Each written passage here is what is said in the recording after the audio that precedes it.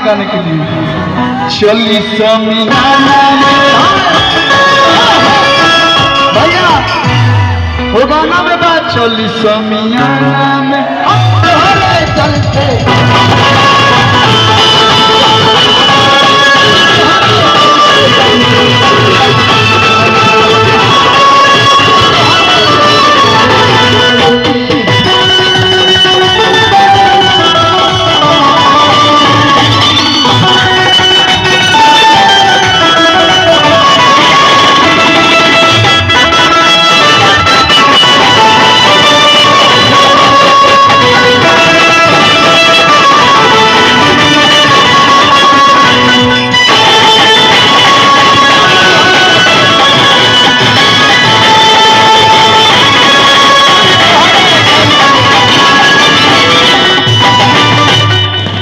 देखिए हमने के बीच मुख्य अतिथि आदित्य ठाकरे साहब आ रहे हैं। एक बार उनके लिए जोरदार ताली बजा के आप लोग स्वागत अभिनंदन जोरदार ताली बजा दीजिए।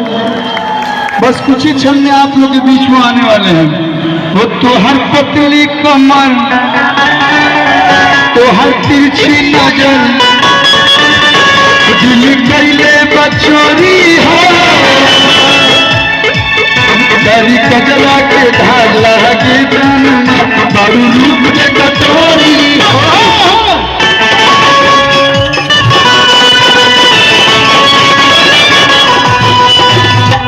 हो तो हर पतली कमर तो हर तिरछी नजर दिल कैले बचोरी हो तेरी कजला के धार लगे जन्म बारू रूप के कटोरी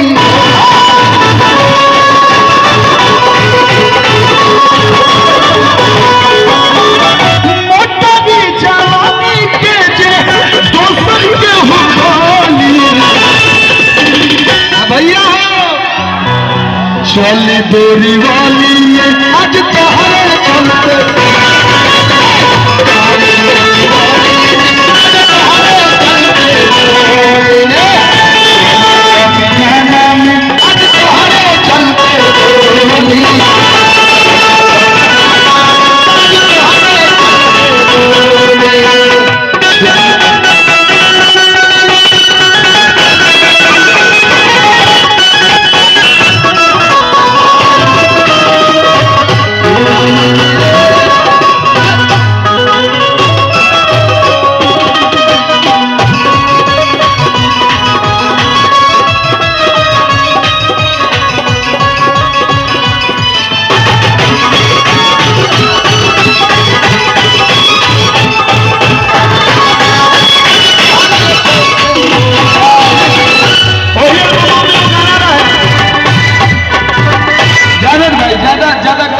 सिंपल में अरे ताकी ढेर भई पीछे पीछे ताकी ढेर भई बोलम लबू कब फुलझाड़ी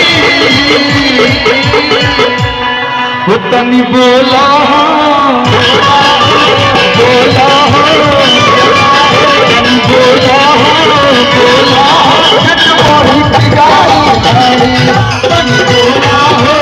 बोला अरे ताकी ढेर भई ताकी ढेर भई बोलम लबू कब फुलझाड़ी। हेलो संतोष पागल आराम से नहीं तो कूदत रहो जी चुन चपा डुम डुम।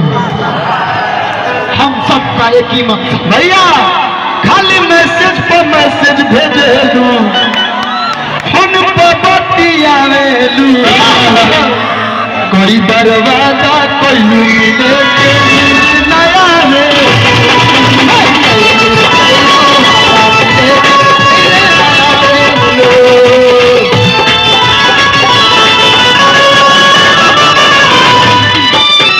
खाली मैसेज पर मैसेज भेजेलू फोन पर बतियावेलू कोई बर्बादा कोई मिले के नया है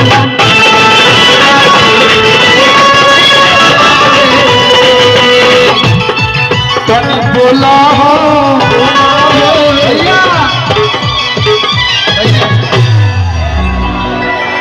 युवासेना अध्यक्ष आदित्यजी ठाकरे यांचं आगमन होत आहे। कृपया व्यासपीठ खाली करा, कृपया गर्दी करू नका। प्रेसवाल्यांना विनंती आहे, साईडला व्हा।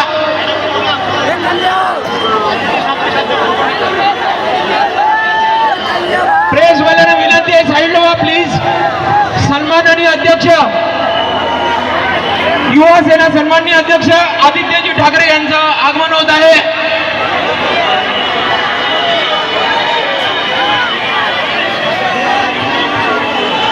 फिर से एक बार बिखर जाए, चल तेरे इश्क में पड़ जाते हैं। इश्क बड़ी अच्छी बात है, शांति बना के हम लोग के बीच। सन्माननीय युवासेना अध्यक्ष आदित्यजी ठाकरे यांचं आगमन होत आहे। आपल्या देशाचे आयकॉनिक लीडर श्री आदित्यजी ठाकरे यांच्या या उत्सवामध्ये आम्ही हार्दिक स्वागत करत आहोत। श्री घोसाळकर यांच्या जीवाचे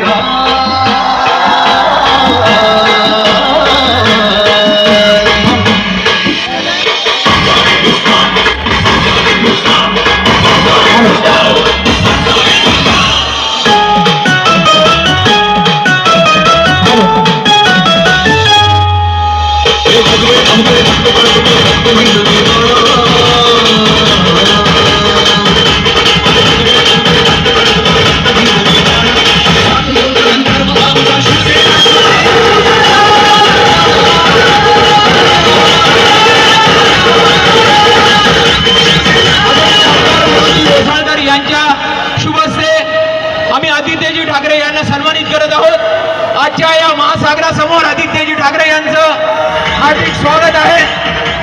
जनसमुदाय संपूर्ण दैसर बोरोली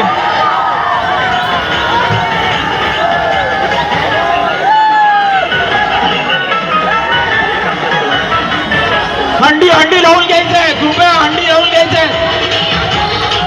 जे मंडळ आलेलं आहे त्यांनी कृपया हंडी लावून घ्यायचंय ताबडतोब। आदित्यजी ठाकरे हंडी पाहण्यासाठी आलेले आहेत, त्यांना सलामी द्यायची आहे। लवकरात लवकर जे पथक आलेले आहे त्यांनी आपली हंडी लावायची आहे।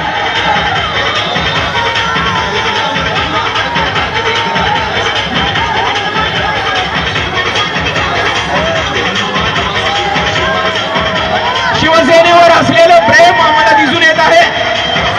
घोसाळकर साहेब आणि संपूर्ण कुटुंबियांनी शिवसेना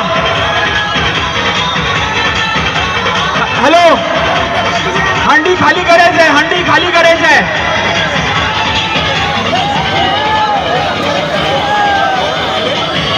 गोविंदा पथकाला विनंती आहे, कृपया त्यांनी आपली हंडी लवकरात लवकर थर रचायची आहेत आणि हंडी फोडायची आहे। मी क्रेनवाल्यांना विनंती करतोय, त्यांनी हंडी खाली घ्यायची आहे। क्रेनच्या आजूबाजूला जी मंडळी आहेत त्यांनी कृपया हंडी खाली घ्यायची आहे। गोविंदा पथकाच्या बाजूला गर्दी करू नका, त्यांना हंडी लावायला त्रास होतोय। लांब व्हा, थोडे लांब व्हा। गोविंदा पथकाला त्रास देऊ नका।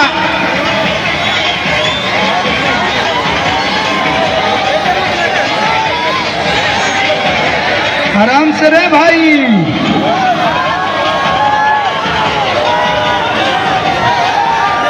दहीहंडी मंडळाला विनंती आहे, त्यांनी आपले थर रचायचे आहेत आणि ही दहीहंडी फोडायचं आहे। दहीहंडी खाली घ्यायची आहे। मी क्रेनवाल्यांना विनंती करतोय, त्यांनी दहीहंडी खाली घ्यायची आहे। येस, येऊ दे, येऊ दे।